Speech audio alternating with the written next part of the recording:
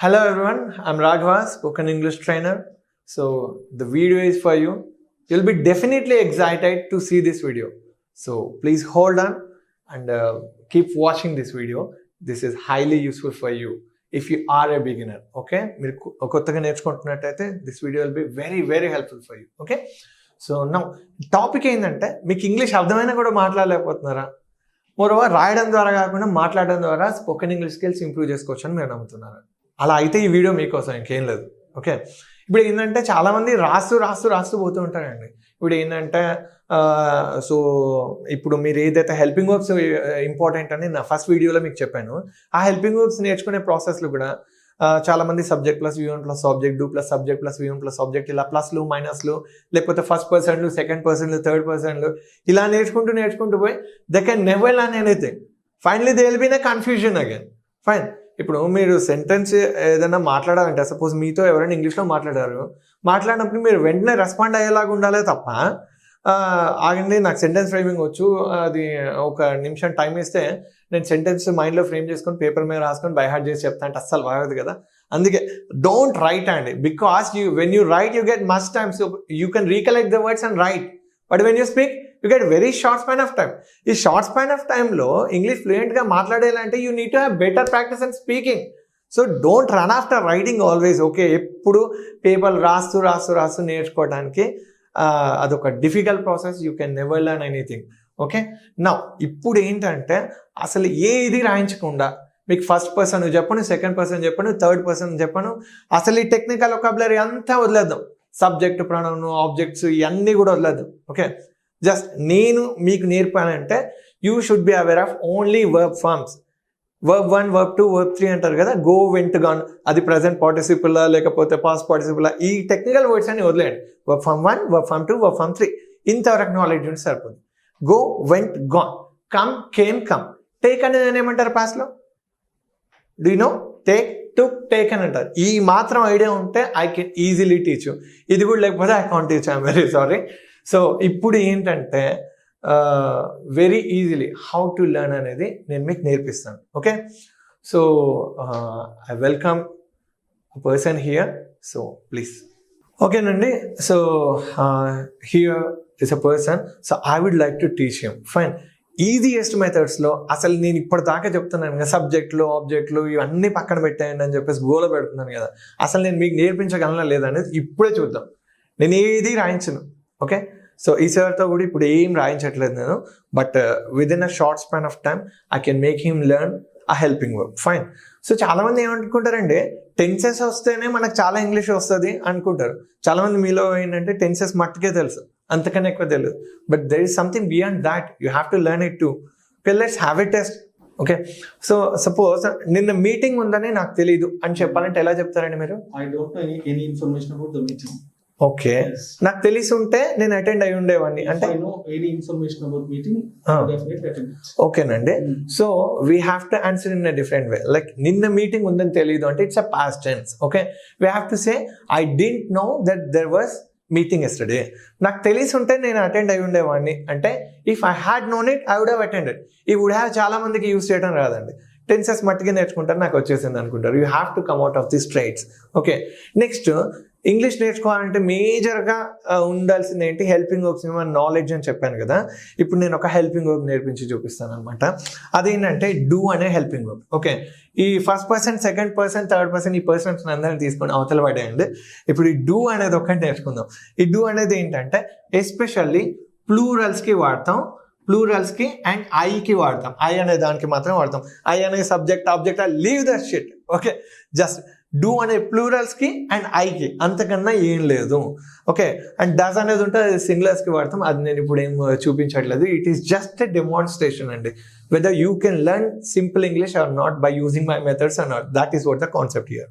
Fine, ఇప్పుడు ఏంటంటే ఈ డూ అనే హెల్పింగ్ వర్బ్ ఎక్కడ యూజ్ చేస్తామంటే రెగ్యులర్ యాక్షన్స్కి. ఎస్పెషల్లీ ప్రతిదీ లిస్ట్ అవుట్ చేసుకొని చెప్పొద్దు, సింపుల్గా నేను చెప్తున్నాను. డూ అనే హెల్పింగ్ వర్బ్ ఎక్కడ యూజ్ చేస్తామంటే హ్యాబిట్స్కి, లేకపోతే హాబీస్కి. అంటే నేను ఎవ్రీ సండే క్రికెట్ ఆడతా, అప్పుడప్పుడు చెస్ ఆడతా, ఇదంటే ఏంటి? హాబీస్. హ్యాబిట్స్ అంటే నేను పొద్దున్న 5 గంటలకు లేస్తాను, 4 గంటలకు లేస్తాను, this is my habit. Next feelings. Feelings అంటే నాకు మ్యాథమెటిక్స్ అంటే ఇష్టం, నాకు సైన్స్ అంటే ఇష్టం, నాకు ఇది ఇష్టం లేదు, అది ఇష్టం లేదు. ఇదంటే ఏంటి? ఫీలింగ్. Next character. అతను ఎవరితో సరిగ్గా మాట్లాడాడు, అతను అందరితో బాగా మాట్లాడతాడు. ఇదేంటి? ఒక క్యారెక్టర్ డిస్క్రైబ్ చేయడం. నెక్స్ట్ ఏంటంటే క్వాలిటీ. మా మదర్ వంట బాగా చేస్తుంది, వంట బాగా చేయడం అనే ఆమె క్వాలిటీ. నెక్స్ట్ యూనివర్సల్ ట్రూత్స్ అంటారు, sun rises in the east, ఇలాంటివి వాటి గురించి మాట్లాడాలంటే వీటిని రెగ్యులర్ యాక్షన్స్ అంటారు. దానికి డూ అండ్ డస్ అనే హెల్పింగ్ వర్బ్స్ యూజ్ చేస్తాం. Do is for plurals and does is for సింగులర్స్కి వాడతాం. సో ఇప్పుడు డూ అనే హెల్పింగ్ వర్బ్ ఒక్కటి నేను నేర్పించి చూపిస్తాను. ఇది నేర్చుకోవాలంటే ట్రెడిషనల్ ప్రాసెస్లోనే నేర్చుకుంటారంటే first person, second person, third person అవన్నీ రాయించిన తర్వాత అప్పుడు మొదలు పెడతారు. I, we, you, they, he, she, it కాదని ఇంకా చాలా ఉన్నాయి. మై బ్రదర్ అనాలి, మై ఫాదర్ అనాలి, వన్ ఆఫ్ మై ఫ్రెండ్స్ అంటాం. ఇలాంటి ఎలా యూజ్ చేయాలో కూడా తెలియాలి. Okay, don't stick on to these 7 things. Okay, I, we, you, they, he, she, come out of this traits first. Fine. So ఇప్పుడు ఏంటంటే మనం యూజ్ చేసే మెయిన్ వర్బ్, ఇక్కడ మెయిన్ వర్బ్ అని కూడా నేను మెన్షన్ చేయగలదు, ఐఎమ్ సారీ. ఇక్కడ మనం యూజ్ చేసే వర్బ్ ఫామ్ V1 యూజ్ చేస్తామండి ఈ రెగ్యులర్ యాక్షన్స్కి. సో డూ ఒకటి ఎలా చెప్తాం అనేది చెప్తాను.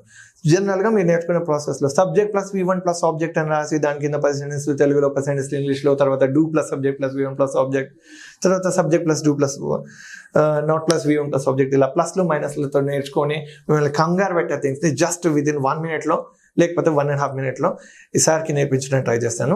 Okay, now the stop watch is in 0, right? So నేను ఇప్పుడు తెలుగులో ఒక సెంటెన్స్ చెప్తాను, ఇంగ్లీష్లో కూడా నేనే ట్రాన్స్లేట్ చేస్తాను. నేను ఇంగ్లీష్లో ఎలా అంటున్నానో మీరు అలాగే అనండి. తెలుగులో మాట్లాడేది మీరు రిపీట్ చేయక్కర్లేదు. నేను అడిగినప్పుడు సొంతంగా ట్రాన్స్లేట్ చేయండి, సరిపోదు. ఫైన్. సో నేను రిపీట్ అన్నప్పుడే మీరు రిపీట్ చేయండి. So till then please wait. Fine. So let me start my stop watch అండి. 0లో ఉంది. నేను రోజు కాలేజ్కి వెళ్తాను అంటే ఏమంటామండి? I go to college daily అంటాం. రిపీట్. నేను రోజు కాలేజ్కి వెళ్ళాను అంటే wait, I don't go to college daily అంటాం. Repeat. I don't go college daily. Go to college daily. నేను రోజు టీవీ చూస్తాను అంటే ఐ వాచ్ టీవీ డైలీ అంటాం. Repeat. I watch TV daily. నేను రోజు టీవీ చూడను అంటే wait, I don't watch TV daily అంటాం. Repeat. I don't watch TV daily. నేను రోజు క్రికెట్ ఆడతాను అంటే ఏమంటాం? I do play cricket daily. నేను రోజు క్రికెట్ ఆడను అంటే I don't play cricket daily. That's it. Next, నువ్వు రోజు కాలేజ్కి వెళ్తావా అని అడగాలి అంటే వేరే వాళ్ళని wait, do you go to college daily అంటాం. Repeat. Do you go to college daily? నువ్వు రోజు కాలేజ్కి వెళ్ళామంటే డోంట్ యాడ్ చేస్తాం. Okay, don't you go to college daily. Don't you go college daily? Go to college daily. Okay, చేస్తావా అంటే do you, చేయవంటే don't you. Okay, నువ్వు రోజు టీవీ చూస్తావా అంటే do you watch TV. daily. నువ్వు రోజు టీవీ చూడమంటే wait, don't you watch TV daily. Don't you watch TV daily? So చేస్తావా అంటే డూ యూతో, చేయవంటే డోంట్ యూతో మొదలు పెట్టాం. ఓకే, నువ్వు రోజు క్రికెట్ ఆడతావా అంటే do you play cricket daily? నువ్వు రోజు క్రికెట్ ఆడవా అంటే don't you play cricket daily? That's it. 1 minute 1 second పట్టిందండి అంతే. ఓకే, 1 నిమిషం 1 second, ఇంతకన్నా ఏం లేదు. ఓకే, ఇప్పుడు ఇదే ప్రాక్టీస్ ఇంకో పావుగంట 20 నిమిషాల్లో చేస్తే ఈ 4 ప్యాటర్న్స్ చేస్తాను, చేయను, చేస్తావా, చేయవా అనే ప్యాటర్న్స్ లో ఒక 100 sentences అయినా మీరు ట్రాన్స్లేట్ చేయగలుగుతారా లేదా?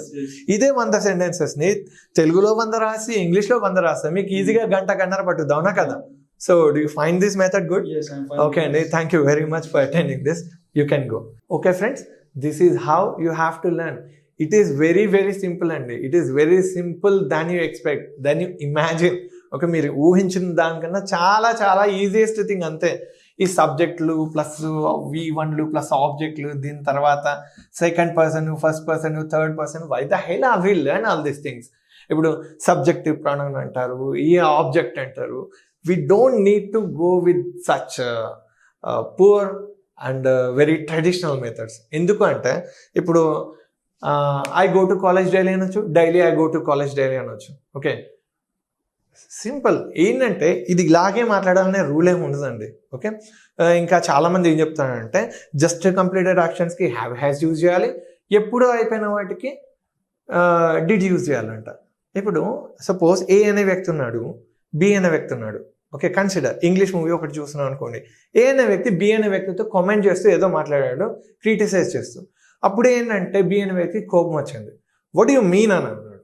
అప్పుడు ఏ అనే వ్యక్తి sorry I didn't mean to hurt you అని మొదలు పెడతాడా? Sorry I didn't mean to hurt you అని చెప్పేసి according to the traditional grammar in India we have to use just have and has for completed actions, just completed actions. So please get my sentence corrected. I didn't mean to hurt you కాదు, I haven't mean to hurt you అని చెప్పాలి. తప్పైపోయిందండి అని ఎవడు చెప్పడండి. ఇంకా ఇప్పుడు ఏంటంటే will and shall అని ఉంటాయి. ఐ అండ్ వీకి షెల్ యూజ్ చేయాలి, మిగతా వాటికి విల్ యూజ్ చేయాలంట. ఇప్పుడు ఐ షెల్ గో అంటేనేమో నేను వెళ్తాను అంట, ఐ విల్ గో అంటే తప్పకుండా వెళ్తాను అంట. ఇప్పుడు హీ విల్ గో అంటే అతను తప్పకుండా వెళ్తాడనా లేకపోతే ఉత్తుత్తనే వెళ్తాడనా? ఒకవేళ తప్పకుండా వెళ్తాడంటే హీ విల్ గో అనాలా, హీ షెల్ గో అనాలా? ఈ కన్ఫ్యూజన్ అవసరం లేదండి, అన్నిటికీ విల్ వాడతాం సరిపోద్ది. షెల్ అనేది ప్రపోజల్స్కి వాడుకోండి. Shall we go to movie this evening, ఇవాళ సాయంత్రం మూవీకి వెళ్దామా, లేకపోతే shall I take your pen, can I take your pen, ఇలా చాలా వాడికి ఏంటంటే సబ్స్టిట్యూట్స్ ఉన్నాయండి. We have to follow the trend, అంతే తప్ప ఇంతకుముందు ఉన్నట్టే ఇప్పుడు ఉండాలంటే కుదరదండి. ఒక్కటే చెప్తున్నాను, don't follow the traditional grammar, avoid it. Okay, try to learn only the grammar which is required for spoken English. నేను ఏమంటున్నా అంటే గ్రామర్కి అగేన్స్ట్గా నేనేం చెప్పట్లేదండి, కాకపోతే కాంపిటేటివ్ ఎగ్జామ్స్కి ఉపయోగపడే గ్రామర్ని దీనికి కలపకండి అని చెప్తున్నాను అంతే. Okay, grammar is very essential.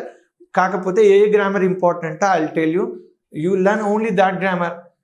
మరి ఫ్లూయెంట్గా వస్తుందా సార్ స్పోకెన్ ఇంగ్లీష్, మరి ఈజీగా నేర్చుకోవచ్చా, ఒక 1 monthలో నేను గడగడ మాట్లాడేస్తాను, 2 నెలల్లో గడగడ మాట్లాడేస్తాను అంటే అది కుదరదండి. ఇప్పుడు ఏంటంటే we have to translate in different things. Like చాలామంది ఏంటంటే గ్రూప్ డిస్కషన్స్ లేకపోతే ఇలాంటివి పెడుతుంటారు. ఎందుకు అంటే మనం ఎప్పుడు ఒకే రకమైన హెల్పింగ్ యూస్ చేసి మాట్లాడడం కాబట్టి, గ్రూప్ డిస్కషన్లో అయితే చాలా థింగ్స్ కొత్త వస్తుంటాయి కాబట్టి ఆ సెంటెన్స్ ఫ్రేమ్ చేసే ప్రాసెస్లో మనం నేర్చుకోవచ్చు. But beyond that English movies చూడండి, that will help you a lot. ప్రతి సెంటెన్స్ని మళ్ళీ రిపీట్ చేయండి, వీలైతే రికార్డ్ చేసుకోండి, that will help you allot.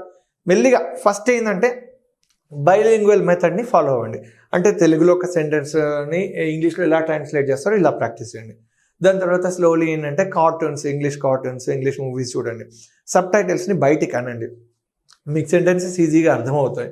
అర్థమైన తర్వాత మీరు చేయాల్సింది ఏంటి అంటే slowly try to speak to someone. Okay, ఈ బైలింగ్వల్ మెథడ్ని తీసి పక్కన పెట్టేసి మెల్లిగా ఇంగ్లీష్ని అలవాటు చేసుకోండి. ఇప్పుడు కార్ డ్రైవర్ ఉన్నాడు అనుకోండి, కార్ డ్రైవర్ అనే అంటాం మనం, అవునా, కార్ని కార్ అనే అంటాం. దాని తెలుగులో ఏమిటో మనకు తెలియదు. కార్ డ్రైవర్ని పట్టుకొని చతుర్చక్ర శకట చోదకుడు అంటే కుదరదు కదా. And one more important thing ఏంటంటే ఇంగ్లీష్ నేర్చుకోవాలి అంటే you have to follow only simple English, use only simple English. ఇంతకుముందు నేను అన్నాను కదా, చతుర్చక్ర శకట చోదకుడు అని ఎవడో యూజ్ చేయడు, కార్ డ్రైవర్ అయినా యూజ్ చేస్తాం. ద సేమ్ వే ఈవెన్ మీ ఇంటికి వెళ్ళేసరికి మీ మాయం అంటే మాయం ఎప్పుడు వచ్చారు ఇంటికనే అంటారు తప్ప జమత తమరు మా గృహమునకు ఎప్పుడైతే తిరిగి అనరు కదా. సో అది తెలుగే ఇది తెలుగే, కానీ మనం స్టాండర్డ్ తెలుగు యూజ్ చేయట్లేదు. At the same time if you want to be communicative, okay, మీరు మాట్లాడే ప్రతిదీ ఎదుటి వాళ్ళకి అర్థం అవ్వాలి అంటే try to pick simple words అండి. సింపుల్ వర్డ్స్తోని సెంటెన్సెస్ ఫ్రేమ్ చేస్తే ఆటోమేటిక్గా యూ కెన్ స్పీక్ ఇంగ్లీష్ అండి. ఓకే, ఈ డిక్షనరీ వర్డ్స్ అవన్నీ నేర్చుకోకండి, న్యూస్ పేపర్లో వర్డ్స్ అని నేర్చుకొని వేరే వాళ్ళ మీద దయచేసి ప్రయోగించొద్దు. Okay, so that will never let you learn a proper English. Okay, so thank you very much for attending this session and thanks for Suman TV, and I hope you're happy with this session. I hope you clarify all your doubts regarding traditional grammar and silly things, right? So ఏదైతే silly things అవన్నీ మీకు ప్రాపర్గా అర్థమైందని నేను అనుకుంటున్నాను. Thank you very much for attending this session and have a nice day.